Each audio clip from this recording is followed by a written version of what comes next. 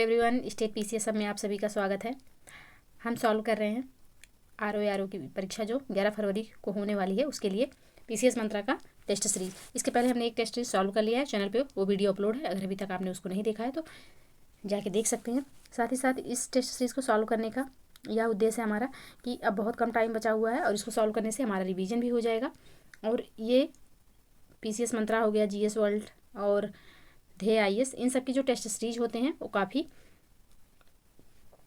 Well planned होते हैं exam के दृष्टिकोण से। तो हमको इनको सॉल्व कर लेना अच्छा रहेगा क्योंकि क्वेश्चन आने की संभावना रहती है इनसे। तो चलिए आज हम ये दूसरा टेस्ट अपना सॉल्व कर लेते हैं। ज़्यादा टाइम नहीं बचा हुआ है तो बहुत कम टाइम में हम सॉल्व करने की कोशिश करेंगे ताकि आप लोग जल्दी रिवीजन कर सकें, टाइम कम वेस्ट हो आपका। तो चलिए स्टार्ट करते हैं। पर्यायवाची की दृष्टि से निम्न में से कौन सा युग्म सही है? कौन सा युग्म सही है? तो दंभ, घमंड, दर्प, मद या गर्भ का पर्यायवाची है। या इसमें जो सभी शब्द हैं यह गर्भ के पर्यायवाची होंगे। तो इसका जो सही आंसर होगा पहला यहाँ पे सही होगा। बाकी ध्वांत, तमिश्र, तम, तस्य ये सब अलग अलग शब्दों के पर्यायवाची हैं। यहाँ इसमें देखिए गुडाकेश और पार्थ अर्जुन के पर्यायवाची हैं। अनोखा, गवेषण, विलक्षण, अनुसंधान, इसमें अनोखा, विलक्षण तो एक शब्द का है, यानी कि जो निराला, इनका अगर देखें तो पर्यायवाची हो जाएगा अनोखा, विलक्षण। और गवेषण और अनुसंधान जो है या खोज का पर्यायवाची हो जाएगा। तो यहाँ पे अलग अलग शब्द हैं, तो इसलिए जो इसका सही आंसर हो जाएगा जो एक ही शब्द से संबंधित है शब्द, तो वह ऑप्शन ए में जो है वह संबंधित है। तो ऑप्शन ए इसका सही आंसर होगा। नेक्स्ट प्रश्न है, निम्न में से कौन सा शब्द दानों का पर्यायवाची नहीं है? कौन सा इसमें से दानों का पर्यायवाची नहीं है? तो इसका जो सही आंसर होगा वह होगा ऑप्शन सी। रजनीश जो है यह दानों का पर्यायवाची नहीं है। रजनीश चंद्रमा का पर्यायवाची है। बाकी निशाचर, सुरारी और धनुज यह सब दानों के पर्यायवाची हैं। याद रखिएगा रजनीश जो है यह चंद्रमा का पर्यायवाची है। ऑप्शन सी बिल्कुल सही आंसर होगा। नेक्स्ट प्रश्न है, निम्न में से कौन सा शब्द घोड़ा का पर्यायवाची है? तो है जो है यह घोड़ा का पर्यायवाची होगा। ऑप्शन ए बिल्कुल सही आंसर हो जाएगा। बाकी जातुधान जो है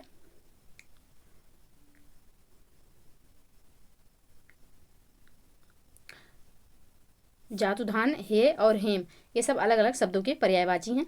हेम जो है यह सोना का पर्यायवाची है।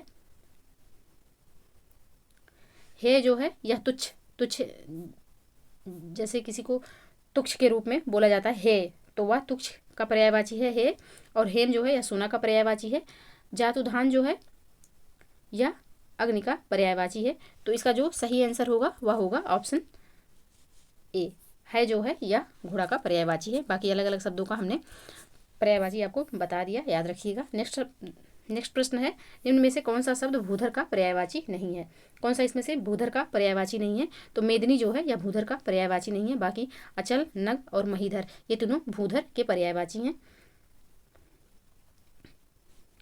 भूधर यानी कि पर्वत, पर्वत के पर्यायवाची हैं। मेदिनी जो है यह पृथ्वी का पर्यायवाची है। इसको भी याद रखिएगा, मेदिनी पृथ्वी का पर्यायवाची है। ऑप्शन सी बिल्कुल सही आंसर होगा। नेक्स्ट प्रश्न है, चारु का पर्याय है। चारु का पर्याय क्या है? तो चारु का पर्याय होगा मनोहर। ऑप्शन ए बिल्कुल सही आंसर हो जाएगा। बाकी पुष्कर जो है यह तालाब का पर्यायवाची है। पुष्कल जो है यह निर्मल, उत्तम का पर्यायवाची होगा। उद्यान जो है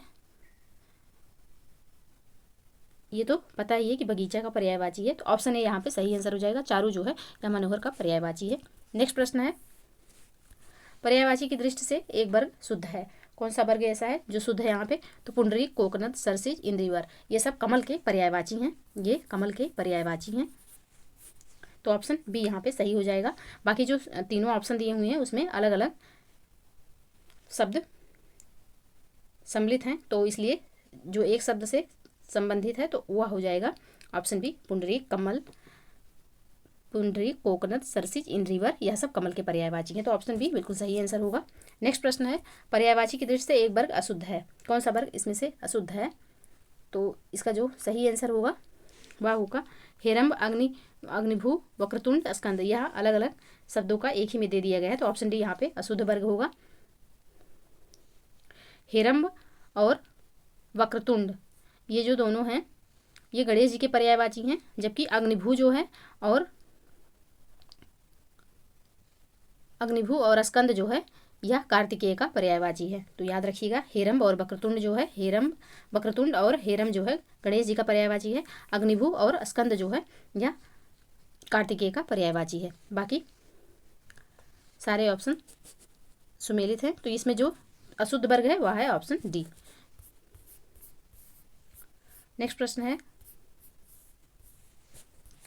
निम्न में से कौन लोकेश का पर्यायवाची नहीं है? कौन इसमें से लोकेश का पर्यायवाची नहीं होगा? तो मनमथ जो है यह लोकेश का पर्यायवाची नहीं है। मनमथ कामदेव का पर्यायवाची है। बाकी सदानंद, अज और ब्रह्मा ये तीनों लोकेश के पर्यायवाची हैं। ऑप्शन डी बिल्कुल सही आंसर होगा, मनमथ कामदेव का पर्यायवाची है।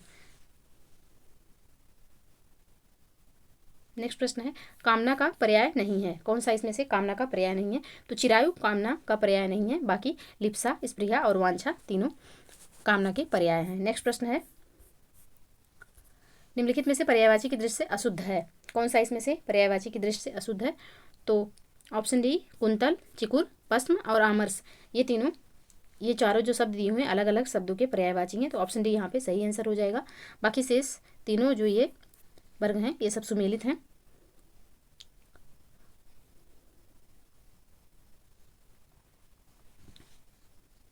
आमर्स इसमें जो होता है यह क्रोध का पर्यायवाची है। बाकी कुंतल, चिरुक और पस्म जो हैं ये सब बाल के पर्यायवाची हैं। तो आमर्स जो है यह क्रोध का इसमें पर्यायवाची है, इसीलिए यह अशुद्ध हो जाएगा। तो ऑप्शन डी यहाँ पे सही आंसर है। नेक्स्ट प्रश्न है, अतिरंजन शब्द का विशेषण कौन सा होगा? अतिरंजन शब्द का विशेषण, तो अतिरंजन का विशेषण होता है अतिरंजित। ऑप्शन डी बिल्कुल सही आंसर हो जाएगा, अतिरंजन का विशेषण होगा अतिरंजित। नेक्स्ट प्रश्न है, निम्नलिखित शब्दों में से एक विशेषण है। कौन सा इसमें से एक जो है विशेषण है? तो आर्थिक जो है या विशेषण है, इसका विशेष होगा अर्थ। आर्थिक विशेषण है, इसका विशेष जो होता है वह होता है अर्थ। ऑप्शन सी बिल्कुल सही आंसर होगा। नेक्स्ट प्रश्न है, निम्नलिखित मिश्र वाक्यों में से कौन सा एक विशेषण उपवाक्य है?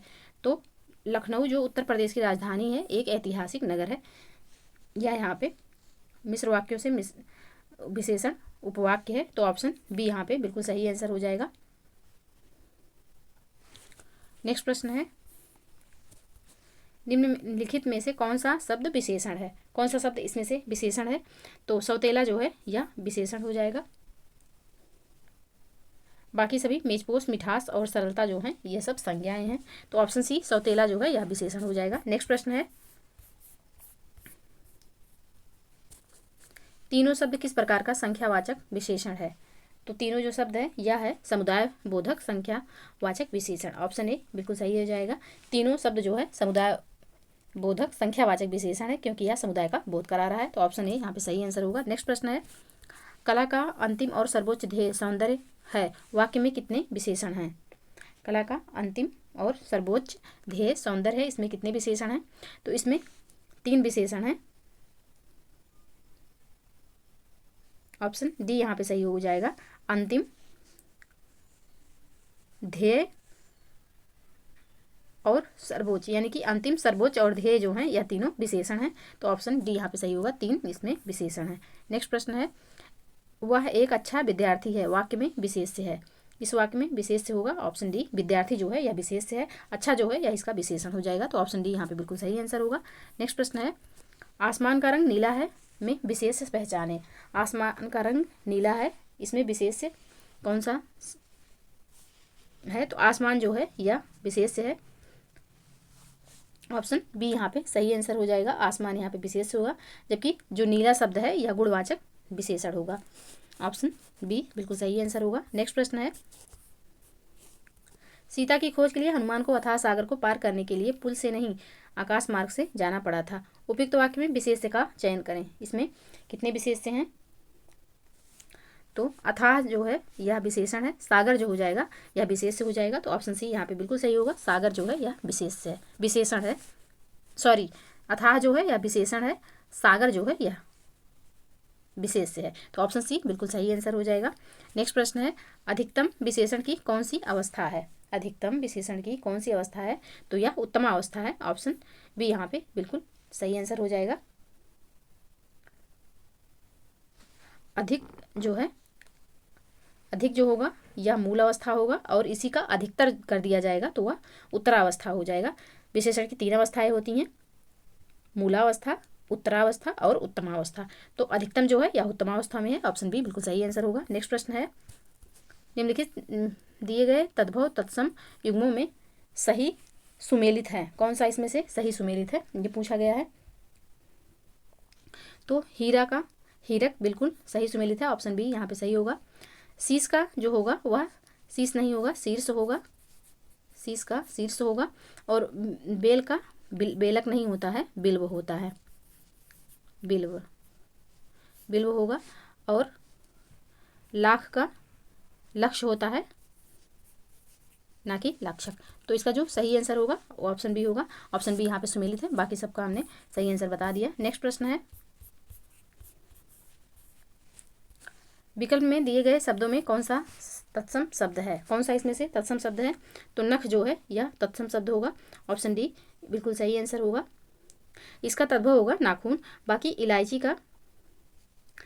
का तत्सम होगा एला, कपास का तत्सम होगा करपास और पीतल का तत्सम होगा पित्तल। तो ऑप्शन डी यहाँ पे इसका सही आंसर हो जाएगा। बाकी का हमने तत्सम शब्द जान लिया। नेक्स्ट प्रश्न है, विकल्प में दिए गए तत्सम शब्द की पहचान कीजिए, कौन सा इसमें से तत्सम शब्द है। तो उल्लास जो है यह तत्सम शब्द है, इसका तद्भव होता है हुलास। बाकी सूखा का तत्सम होगा शुष्क, सपना का तत्सम होगा स्वप्न और सितार का तत्सम होगा सप्तार। तो ऑप्शन ए बिल्कुल सही आंसर है। नेक्स्ट प्रश्न है, दिए गए तद्भव तत्सम युग्म में से सही सुमेलित नहीं है, कौन सा इसमें से ऐसा है जो सही सुमेलित नहीं है। तो भंवरा का जो भंवर दिया हुआ है यह सही सुमेलित नहीं है, क्योंकि भंवरा का भंवर ना होकर के भ्रमर होता है, भ्रमर। तो ये होगा भंवरा का तत्सम। बाकी लूक का उल्का बिल्कुल सही है, रोटी का रोटिका भी सही है, मनका का मड़िका भी सही है। तो ऑप्शन बी यहाँ पे सही आंसर हो जाएगा। और इसका शुद्ध रूप हमने शुद्ध तत्सम भंवरा का तत्सम बता दिया, तो ऑप्शन बी सही आंसर होगा। नेक्स्ट प्रश्न है, निम्नलिखित में से कौन सा शब्द तद्भव नहीं है, कौन सा इसमें से ऐसा है जो तद्भव नहीं है। तो ऑप्शन डी शून्य जो है यह तद्भव नहीं है,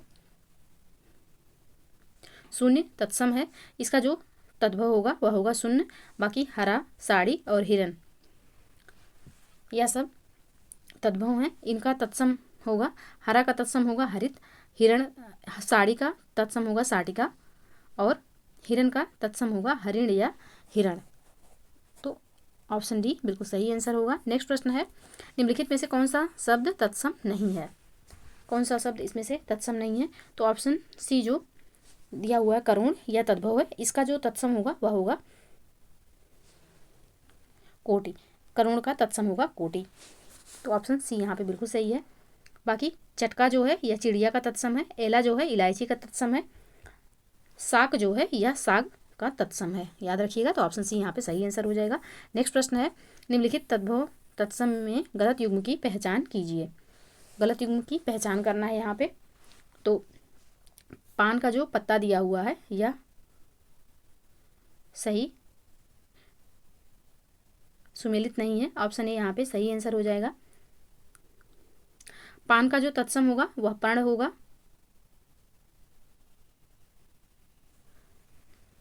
बाकी जो तीनों ऑप्शन हैं ये बिल्कुल सही हैं। नेक्स्ट प्रश्न है, दिए गए विकल्प में तद्भव शब्द की पहचान कीजिए, कौन सा इसमें से तद्भव है। तो आप जो है यह तद्भव है, इसका जो तत्सम होता है वह होता है आत्म, आत्म होगा इसका तत्सम। ऑप्शन बी यहाँ पे सही आंसर है। बाकी अंश, तो बाकी के जो शब्द दिए हुए हैं उनका जानते हैं। अंश का होगा अंश और आखेट का होगा शिकार, अनार का होगा अनार। तो ऑप्शन बी यहाँ पे बिल्कुल सही आंसर हो जाएगा। आप जो है यह तद्भव है, इसका जो तत्सम होता है वह आत्म होता है। नेक्स्ट प्रश्न है, दिए गए विकल्प में तत्सम शब्द की पहचान कीजिए, कौन सा इसमें से तत्सम है।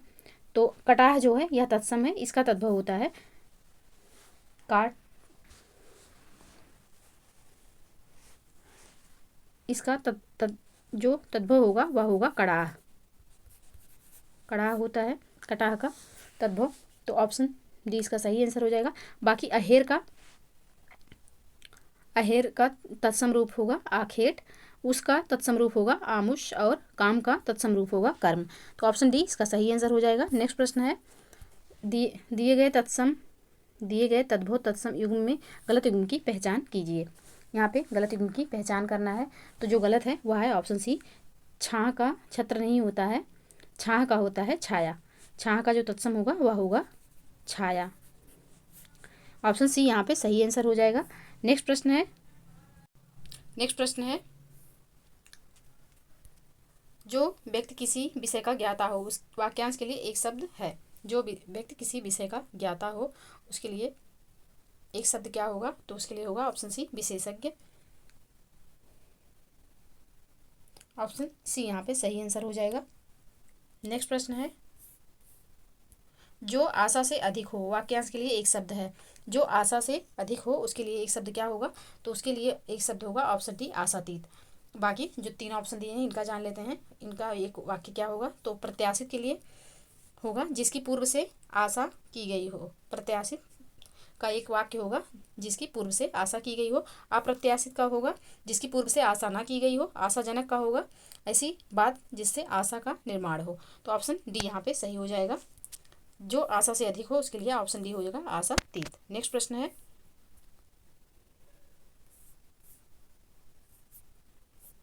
एक मिनट,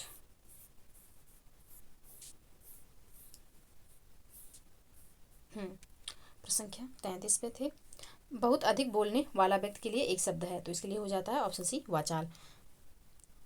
बाकी वक्ता का होगा बोलने वाला व्यक्ति, प्रवक्ता का होगा किसी विषय विशेष पर बोलने वाला व्यक्ति, और मितभाषी का होगा कम बोलने वाला व्यक्ति। तो ऑप्शन सी इसका सही आंसर होगा, यानी कि जो बहुत अधिक बोलता है उसे वाचाल कहते हैं। ऑप्शन सी बिल्कुल सही आंसर हो जाएगा। बाकी तीनों ऑप्शन का हमने सही आंसर जान लिया। नेक्स्ट प्रश्न है, प्रारंभ से लेकर अंत तक के लिए एक शब्द है। प्रारंभ से लेकर अंत तक, तो प्रारंभ से लेकर अंत तक होगा आदो पांथ। ऑप्शन बी इसका सही आंसर हो जाएगा। बाकी आप्तकाम का जो एक वाक्य होगा वह होगा जिसकी सभी कामनाएं पूर्ण हो गई हैं उसे आप्तकाम कहते हैं। अपादमस्तक के लिए एक शब्द होगा, अपादमस्तक के लिए एक वाक्य होगा, क्योंकि यहाँ एक शब्द दिया हुआ है। एक वाक्य होगा पैर से लेकर सिर तक। अपादमस्तक मतलब पैर से लेकर सिर तक। अजानुबाहु मतलब जिसकी भुजाएं घुटने तक लंबी हों उसके लिए एक शब्द होता है अजानुबाहु। तो इसका जो सही आंसर होगा प्रारंभ से लेकर अंत तक, तो उसके लिए ऑप्शन बी आदुपांत होगा। बाकी तीनों ऑप्शन का सही आंसर हमने जान लिया।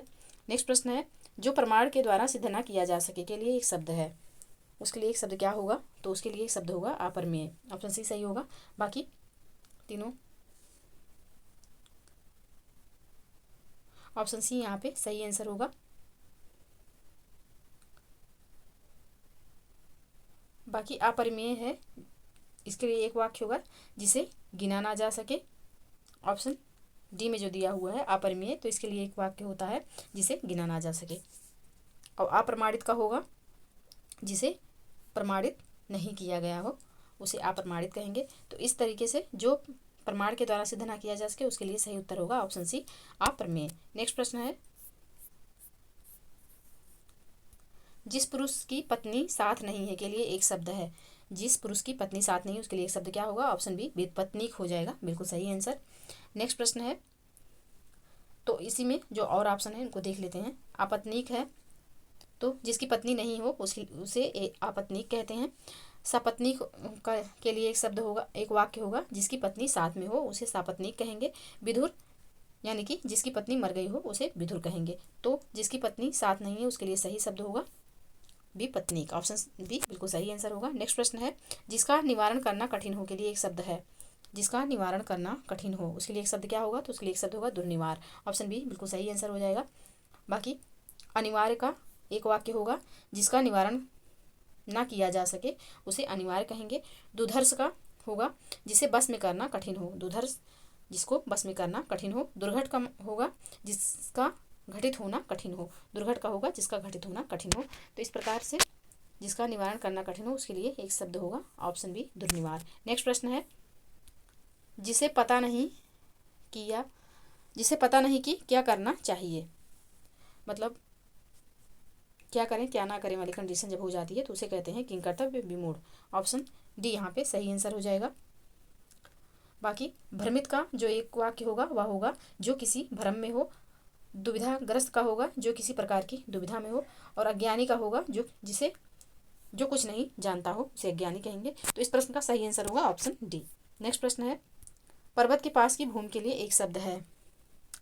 पर्वत के पास की भूमि के लिए एक शब्द क्या होगा, तो यह होगा उपत्यका। ऑप्शन बी बिल्कुल सही आंसर हो जाएगा।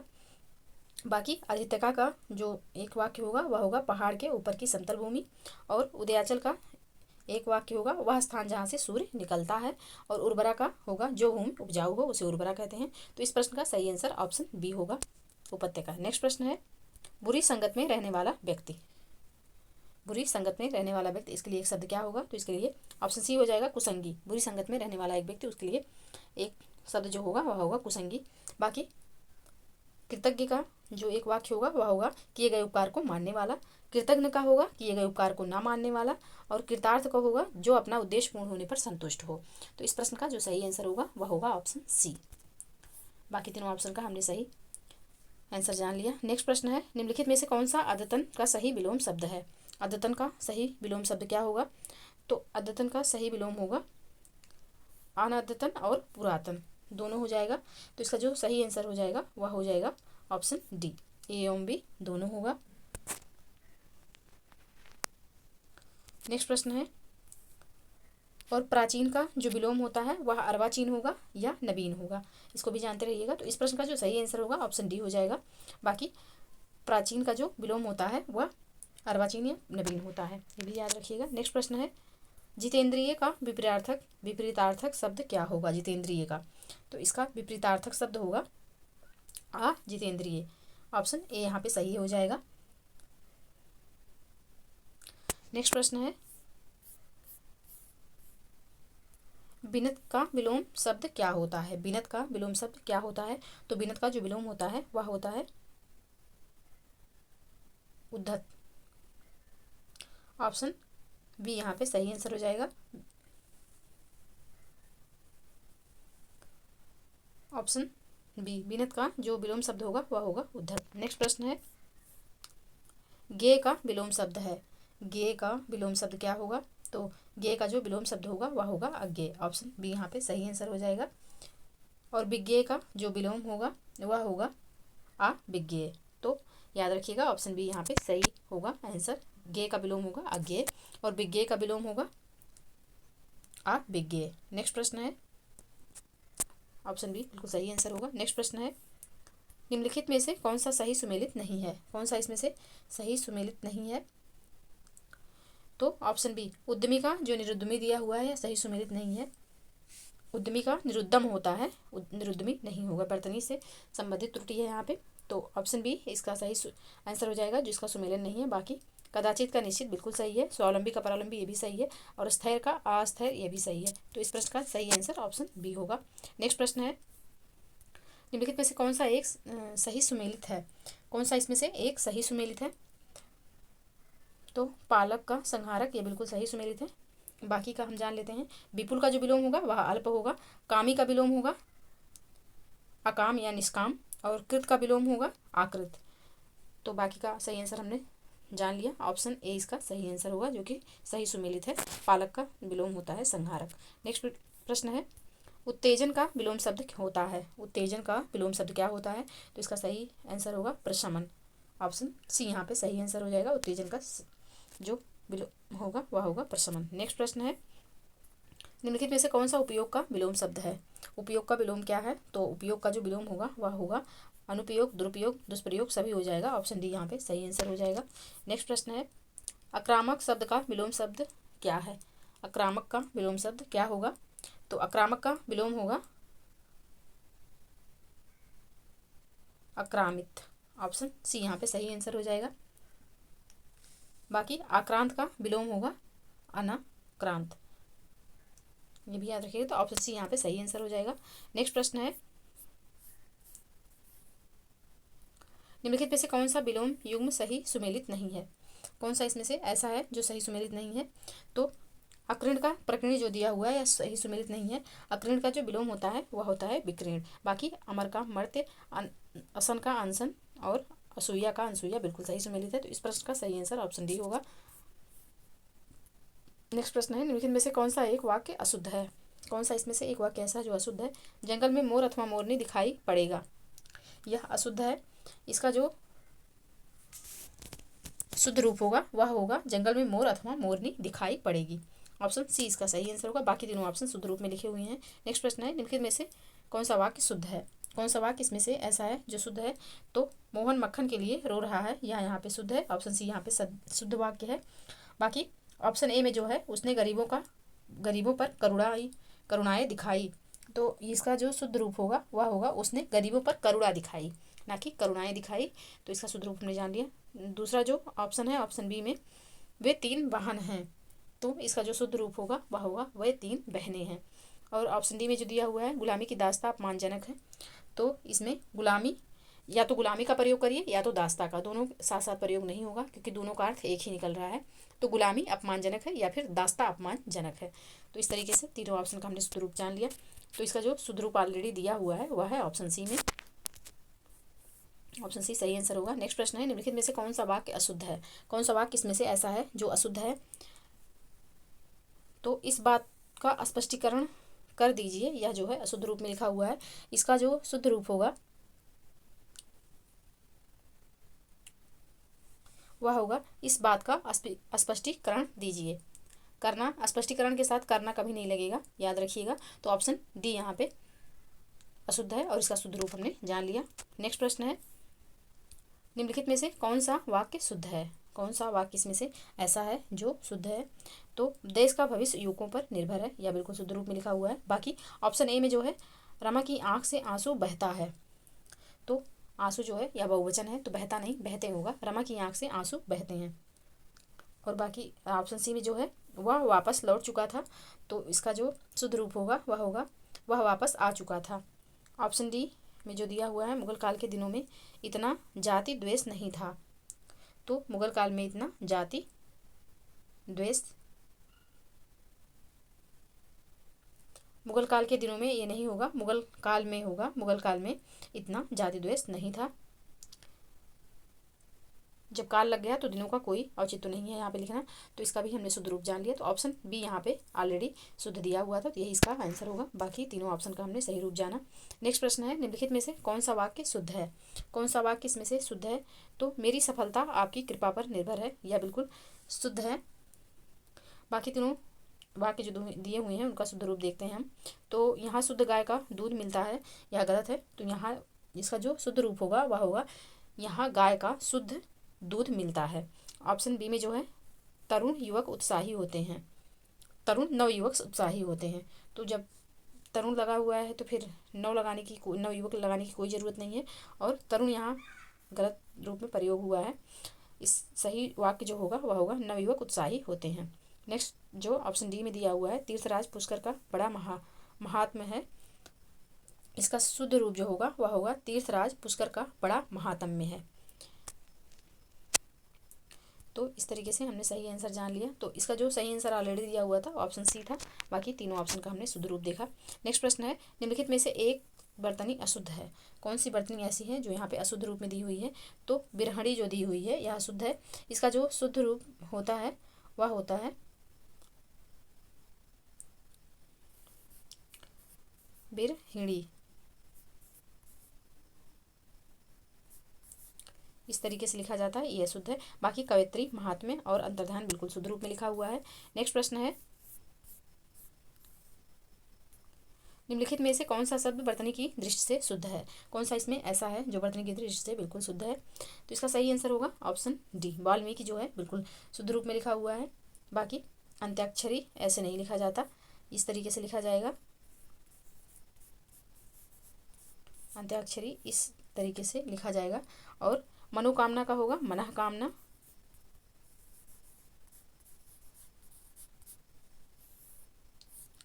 मनःकामना और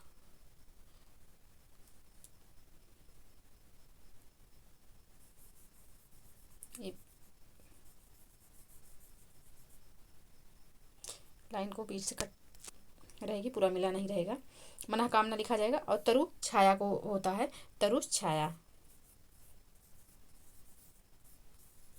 इस तरीके से लिखा जाता है। तो इसका शुद्ध रूप जो लिखा हुआ है ऑलरेडी वह वाल्मीकि में लिखा हुआ है, बाकी तीनों शब्द को हमने शुद्ध वर्तनी देखा। नेक्स्ट प्रश्न है ऑप्शन डी, इसका सही आंसर होगा। नेक्स्ट प्रश्न है निम्नलिखित में से कौन सा शब्द वर्तनी की दृष्टि से शुद्ध है? कौन सा इसमें ऐसा है जो वर्तनी की दृष्टि से शुद्ध है? तो ऑप्शन बी, जा माता जो लिखा हुआ है यह बिल्कुल शुद्ध रूप में लिखा हुआ है। बाकी प्रदर्शिनी नहीं होता है, पर दर्शनी होता है, प्रदर्शनी होगा। शुश्रूषा में बड़ा सा रहता है, इस तरीके से लिखा जाएगा शुश्रूषा। और विभीषिका को अलग से लिखते हैं, विभीषिका इस तरीके से लिखा जाता है। तो इस तरीके से हमने सही बाकी ऑप्शन का सही रूप जाना। तो यहाँ पे जमाता जो है वो ऑलरेडी से शुद्ध रूप में लिखा हुआ है, तो ऑप्शन बी इसका सही आंसर होगा। नेक्स्ट प्रश्न है निम्नलिखित में से कौन सा शब्द वर्तनी की दृष्टि से शुद्ध है? कौन सा ऐसा है जो वर्तनी की दृष्टि से यहाँ पे शुद्ध रूप में लिखा हुआ है? तो इसका सही आंसर होगा प्रज्वलित जो है वह बिल्कुल शुद्ध रूप में लिखा हुआ है। उपरोक्त कोई शब्द नहीं है, इसका शुद्ध रूप होता है उपरयुक्त, उपरयुक्त शुद्ध रूप होगा। उज्ज्वल में उज्ज्वल बहुत बार पूछा जाता है, इसको ध्यान रखिएगा। इस तरीके से उज्ज्वल लिखा जाता है। जा जो दोनों रहेंगे दोनों आधे रहेंगे, पूरे नहीं लिखे जाएंगे। और एक शब्द और बचा रचयिता, तो यह होता है रचयिता, यहाँ पे छोटी मात्रा रहेगी, चापे नहीं रहेगी। तो इसका जो सही आंसर पहले से है वह है प्रज्वलित, बिल्कुल शुद्ध रूप में लिखा हुआ है। बाकी तीनों शब्दों का शुद्ध रूप हमने देख लिया। नेक्स्ट प्रश्न है निम्नलिखित में से कौन सा शब्द वर्तनी की दृष्टि से शुद्ध है? कौन सा ऐसा है जो यहाँ पे वर्तनी की दृष्टि से बिल्कुल शुद्ध लिखा हुआ है? तो ऑप्शन सी, मंत्रिमंडल जो है वह बिल्कुल सही लिखा हुआ है। बाकी केंद्रीयकरण जो है इसका जो शुद्ध रूप होता है वह होता है केंद्रीकरण, केंद्रीयकरण नहीं होगा, केंद्रीकरण होगा, केंद्रीकरण। और ज्योत्सना जो है यह आधा ता और आधा सा फिर ना रहेगा, पूरा ज्योत्सना इस तरीके से लिखा जाएगा। और भ्राता गण नहीं होता है, भ्रातृ गण होता है, इस तरीके से लिखा जाएगा। बाकी इसका जो सही आंसर ऑलरेडी दिया हुआ है तो ऑप्शन सी में दिया हुआ है। बाकी केंद्रीकरण का, ज्योत्सना का और भ्रातृगण का हमने शुद्ध रूप देखा, तो ऑप्शन सी यहाँ पे सही आंसर है। तो ये रहे 60 प्रश्न। आप लोगों को वीडियो पसंद आए तो प्लीज़ लाइक और शेयर कर दीजिएगा, चैनल को प्लीज़ सब्सक्राइब कर लीजिए। मिलते हैं नेक्स्ट वीडियो में, तब तक के लिए पढ़ते रहिए, स्वस्थ रहिए। जय हिंद, जय भारत।